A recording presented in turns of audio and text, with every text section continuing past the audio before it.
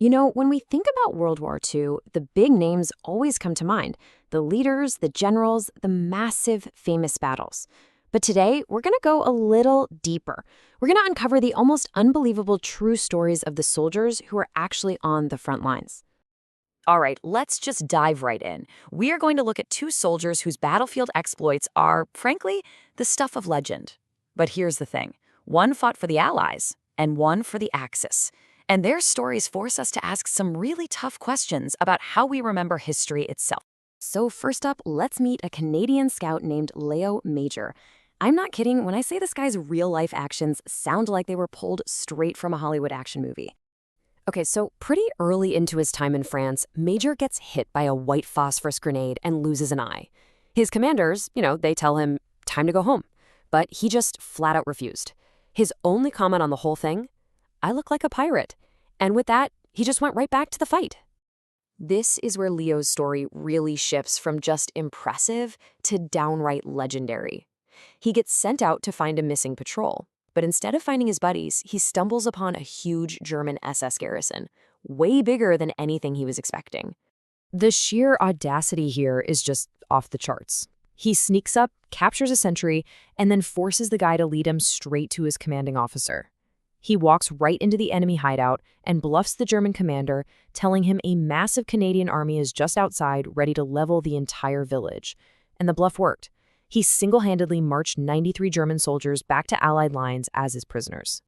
So you're probably thinking, what could possibly be crazier than capturing an entire enemy platoon by yourself? Well, how about liberating an entire city? This is the number of soldiers it took to free the Dutch city of Zwolle from German occupation. One. Just one guy. Seriously, it's an even more unbelievable story. Major volunteered to scout the city before a planned Allied artillery streak that would have completely destroyed it. Right at the start, his partner and friend was killed.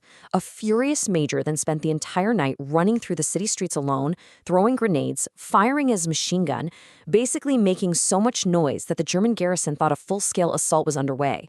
By morning, they had all run away. The city was liberated. So there you have it.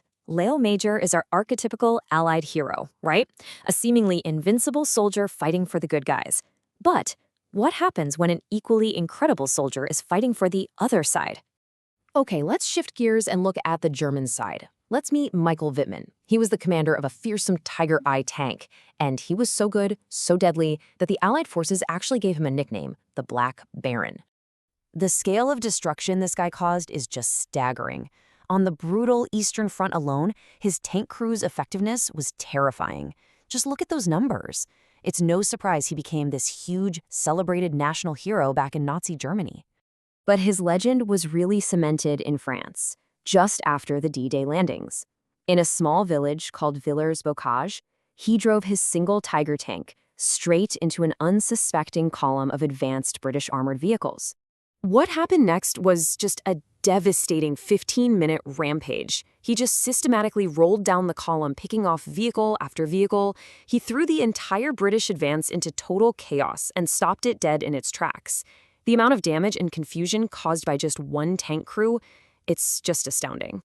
And this right here brings us to the heart of the matter. We've got two absolutely incredible soldiers, one fighting for the Allies, one for the Axis, and both of them performed feats that just seem to defy belief.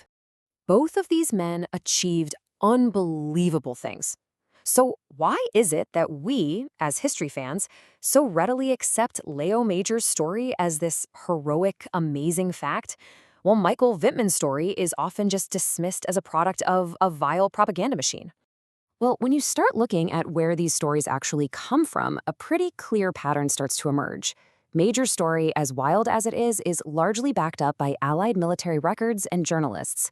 Wittmann's story, just as incredible, is often discredited because it was so heavily promoted by Joseph Goebbels and the Nazi propaganda machine to boost morale back home. This is where we have to think critically about both stories. It turns out that the only witness to Major's biggest moments, his friend Wilfred, was conveniently either sick or tragically killed.